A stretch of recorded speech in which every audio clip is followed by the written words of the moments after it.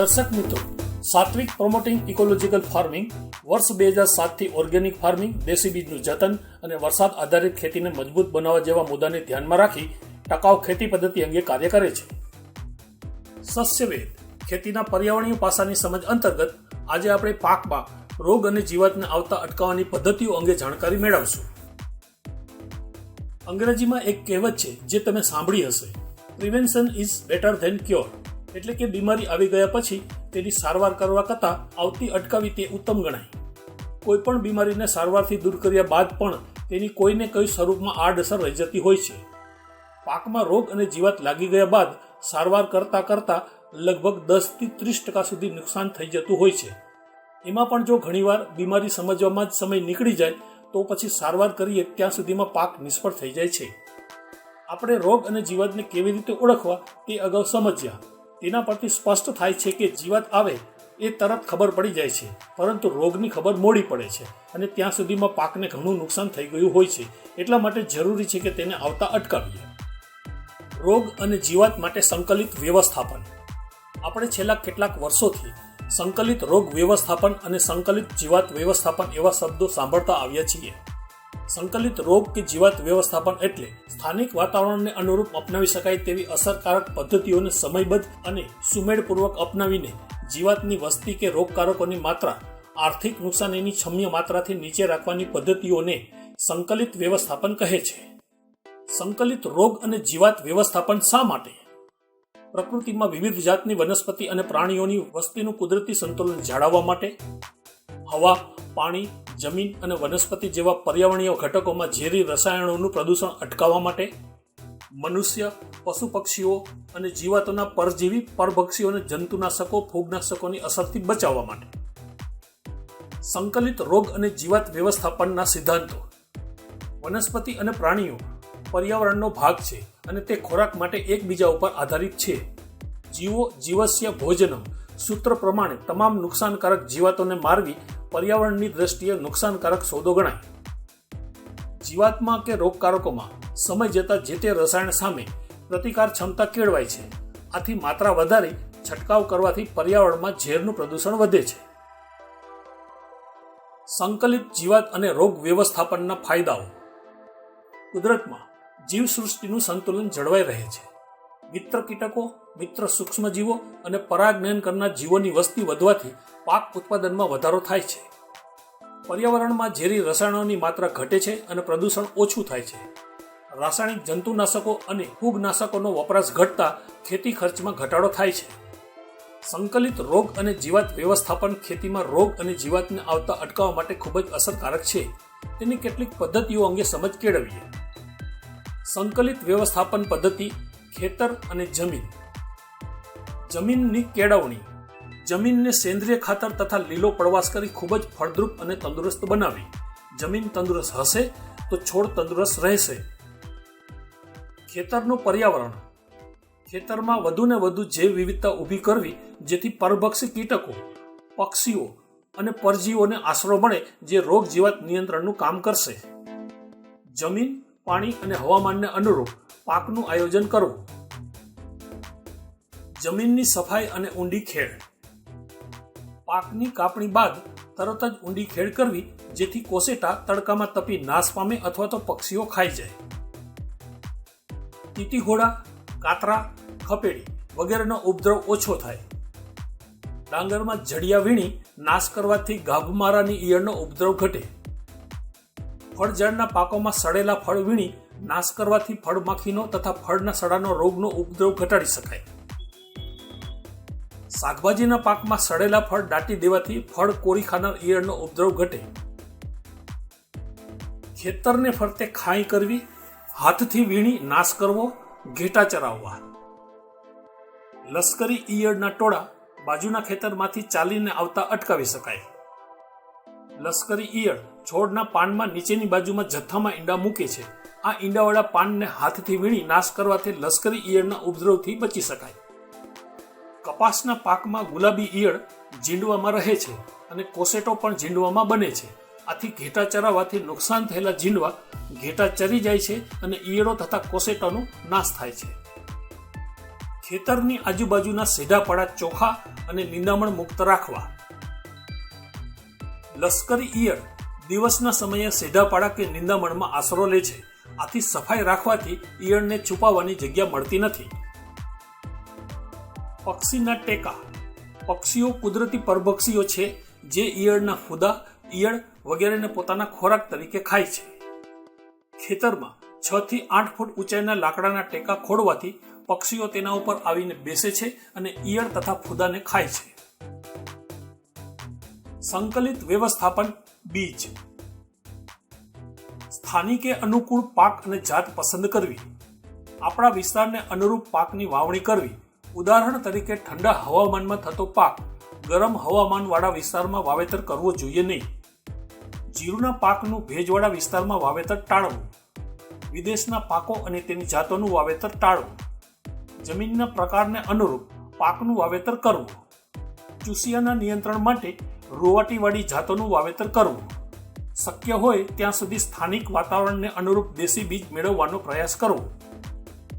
બિયારણનો દર અને વાવેતર અંતર. જુવારમાં બીજનો દર 12.5 કિલોગ્રામ પ્રતિ હેક્ટર રાખવાથી સાંઠાની માખીનો ઉપદ્રવ ઓછો થાય છે. ચોમાસામાં પહોળા પાટલે વાવેતર કરવાથી રોગ ઓછા આવે છે. રોગ પ્રતિકારક જાતોનું વાવેતર કરી શકાય. ઉદાહરણ તરીકે ઘઉંમાં GW496, GW273, GW322, GW366, GW173 વગેરે જાતો ગેરુ પ્રતિકારક ક્ષમતા ધરાવે છે. જ્યારે GW111 કાળો અને ભૂરો ગેરુ સામે પ્રતિકાર ક્ષમતા ધરાવે છે. તુવેર BSMR 736 સુકારો અને સ્ટરીલિટી મોઝેક જેવા રોગની સામે પ્રતિકાર ક્ષમતા ધરાવે છે. GJP1 સુકારા સામે પ્રતિકાર ક્ષમતા ધરાવે છે. બાજરો GHB 526, GHB 538, GHB 558, GHB 577, GHB 744, GHB 719, GHB 732 અને GHB 905 પુતુલ, ગેરુ અને અંગારીઓ જેવા રોગની સામે પ્રતિકાર ક્ષમતા ધરાવે છે.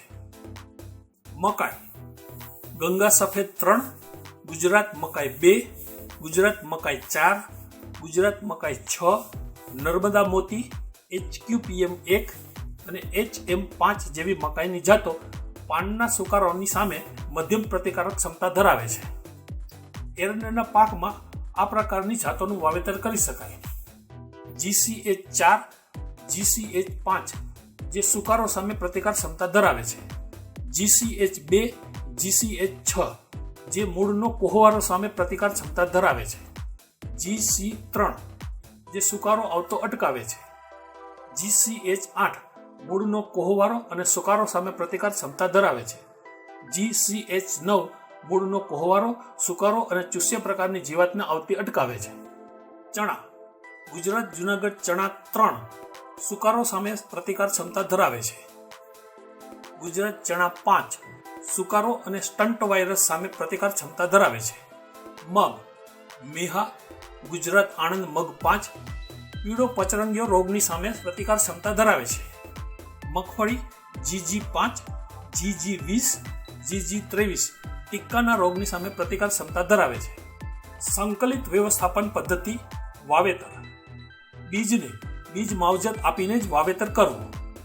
બીજને ગૌમૂત્ર, ખાટી છાશ, મીઠાવાળું પાણી, બીજામૃત તથા જૈવિક રોગનાશકોનો પટ આપી વાવેતર કરવું. વાવણીની તારીખમાં ફેરફાર. તુવેરના પાકનું વાવેતર ઓગસ્ટ મહિનાના પ્રથમ અઠવાડિયામાં કરવામાં આવે તો નુકસાનથી બચી શકાય. એરંડાના પાકનું ઓગસ્ટ મહિનામાં વાવેતર કરવાથી ઘોડિયા ઈયળનું નુકસાન ઓછું થાય છે. રાયડાની વાવણી 10 ઓક્ટોબરથી 25 ઓક્ટોબરમાં કરવાથી મોલોમસીનો ઉપદ્રવ ઓછો થાય છે. જુવારનું સમયસર એટલે કે જૂન જુલાઈમાં વાવેતર કરવાથી કુંપળ કોરી ખાનાર ઈયળનું નુકસાન ઓછું થાય છે. ડાંગરની રોપણી જુલાઈના પ્રથમ અઠવાડિયામાં કરવાથી ગાભમારાની ઈયળનો ઉપદ્રવ ઘટાડી શકાય. સંકલિત વ્યવસ્થાપન પદ્ધતિ પાક વ્યવસ્થાપન.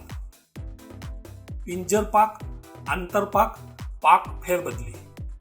ડુંગળીનો પાક લીધા બાદ થ્રિપ્સ પ્રતિકાર જેવા કે ધાન્ય વર્ગના પાક લેવા.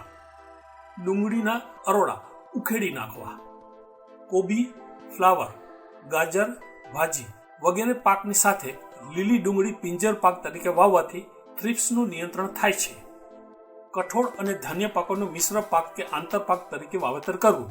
ઉદાહરણ તરીકે બાજરો અને મગનું મિશ્ર પાક કે આંતરપાક તરીકે વાવેતર કરવાથી મગમાં ચૂસ્યા પ્રકારની જીવાતોનું નિયંત્રણ થાય છે. મગફળીના પાકમાં ચોળાનો આંતરપાક લેવાથી પરભક્ષી દાળિયાની વસ્તી વધે છે, જે મોલોમસીનો ઉપદ્રવ ઘટાડે છે. મગફળીમાં મકાઈ કે જુવારની છાંટ નાખવાથી મોલોમસી, લીલી ઈયળ અને લશ્કરી ઈયળથી થતું નુકસાન ઓછું થાય છે. તુવેરમાં બાજરી કે મકાઈનું વાવેતર કરવાથી લીલી ઈયળથી થતું નુકસાન ઘટે છે. કપાસમાં અને ટમેટામાં 10 લાઈન દીઠ 1 લાઈન હજારી ગલનું વાવેતર કરવાથી લીલી ઈયળથી થતું નુકસાન ઓછું થાય છે. કોબીમાં 10 લાઈન પછી 1 લાઈન રાયડાનું વાવેતર કરવાથી હીરાફૂદાનો ઉપદ્રવ ઘટે છે. પાક ફેરબદલી કરવાથી સુકારો, મૂળનો સડો, કૃમિ, વાકુંબા વગેરેનું નિયંત્રણ થાય છે. પાક ફેરબદલી કરવાથી તમામ પ્રકારની જીવાતોનો ઉપદ્રવ ઓછો થાય છે. સંકલિત વ્યવસ્થાપન પદ્ધતિ IPM સાધનો.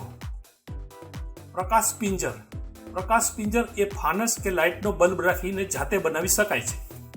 ખેતરમાં પ્રકાશ પિંજર લગાવવાથી લીલી ઈયળ, લશ્કરી ઈયળ, કાતરા, સફેદ ધેણ વગેરેના ફૂદા પ્રકાશથી આકર્ષાઈને આવે છે અને પ્રકાશ પિંજરની નીચે રાખવામાં આવેલા પાણીમાં પડી મરી જાય છે.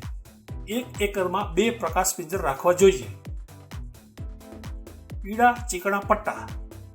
લોખંડના પતરા કે પ્લાસ્ટિકની શીટને પીળો કલર કરવો તથા સુકાઈ ગયા બાદ તેના ઉપર ગ્રીસ કે એરંડિયું તેલ લગાવી પીળા ચીકણા પટ્ટા બનાવવામાં આવે છે. આ પટ્ટાને પાકની ઊંચાઈના આધારે લાકડી ઉપર ચિપકાવીને ખેતરમાં ઊભા કરવામાં આવે છે.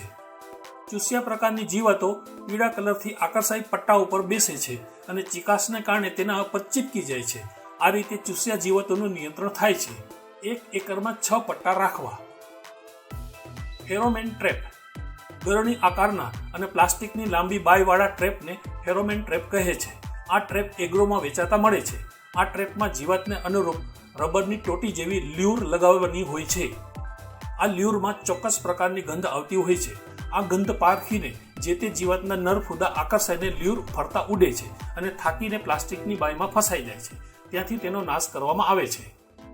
લીલી ઈયળ, લશ્કરી ઈયળ, કાબરી ઈયળ, ગુલાબી ઈયળ, રીંગણની ફળ કોરી ખાનાર ઈયળ, હીરાફૂદું વગેરે માટે આ ટ્રેપ ઉપયોગી છે. આ ટ્રેપ જીવાતોની વસ્તીના નિરીક્ષણ તથા નિયંત્રણ બંનેમાં ઉપયોગી છે. Methyl eugenol trap. Methyl eugenol trap પ્લાસ્ટિકનું નાનું બોક્સ હોય છે, જેમાં સ્પોન્જ રાખવામાં આવે છે. આ સ્પોન્જને મિથાઇલ યુઝિનોલ લગાવવામાં આવે છે. મિથાઇલ યુઝિનોલથી ફળમાખીના નર આકર્ષાઈને આવીને સ્પોન્જ ઉપર બેસે છે. આ ટ્રેપ એગ્રોમાં વેચાતી મળે છે. 1 એકરમાં 3 ટ્રેપ ઝાડની ડાળી ઉપર લટકાવવી. આ ટ્રેપ ચીકુ, આંબા, જમરૂખ વગેરે પાકોમાં ફળમાખીના નિયંત્રણ માટે વાપરી શકાય. સંકલિત વ્યવસ્થાપન પદ્ધતિ અન્ય ઉપાયો. સેન્દ્રિય ખાતર, ખોળ અને લીલો પડવાશ. માટીમાં ભરપૂર સેન્દ્રિય ખાતર, લીમડાનો ખોળ, એરંડાનો ખોળ કે કરંજનો ખોળ નાખવાથી કૃમિજન્ય રોગોમાં ઘટાડો થાય છે. લીલો પડવાશ કરવાથી ટ્રાઇકોડર્મા, બેસિલસ અને સ્યુડોમોનાસ જેવા સૂક્ષ્મજીવોની વસ્તી વધવાથી જમીનજન્ય રોગોમાં ઘટાડો કરી શકાય છે. પરભક્ષી, પરજીવી કીટકો છોડવા. લીલી ઈયળ, ગુલાબી ઈયળ તથા ગાભમારાની ઈયળના નુકસાનથી બચવા એકરે 60,000 ટ્રાઇકોગ્રામા ભમરી અઠવાડિયાના ગાળે 5 વખત છોડવી અને ડિસેમ્બરના પહેલા અને બીજા સપ્તાહમાં 4,000 પ્રમાણે લીલી પોપટીની ઈયળો છોડવી. એપિરિકેનિયા મેલાના લ્યુકા નામના પરજીવીના ઈંડા 2 લાખ પ્રતિ હેક્ટર મે-જૂનમાં શેરડીમાં રાખવાથી પાયરીલાનું નિયંત્રણ કરી શકાય. આ તાલીમ વિડીયો અહીં પૂર્ણ થાય છે. આ તાલીમ વિડીયો સંબંધિત આપના સવાલો અને સુઝાવો અમને વોટ્સઅપ નંબર 9265492639 ઉપર ઓડિયો કે ટેક્સ્ટ મેસેજ દ્વારા જણાવશો. આભાર. આ તાલીમ વિડીયો બનાવવા માટે ઇન્ટરનેટના માધ્યમથી ઘણી બધી વેબસાઇટ ઉપરથી માહિતી મેળવેલી છે. સંપર્ક Satvik promoting ecological farming 243C Krishna park society, નાના યક્ષ મંદિર પાછળ, Madhapar, Bhuj, Kutch, pin code number 370020. Phone number 02832296025. WhatsApp number 9265492639.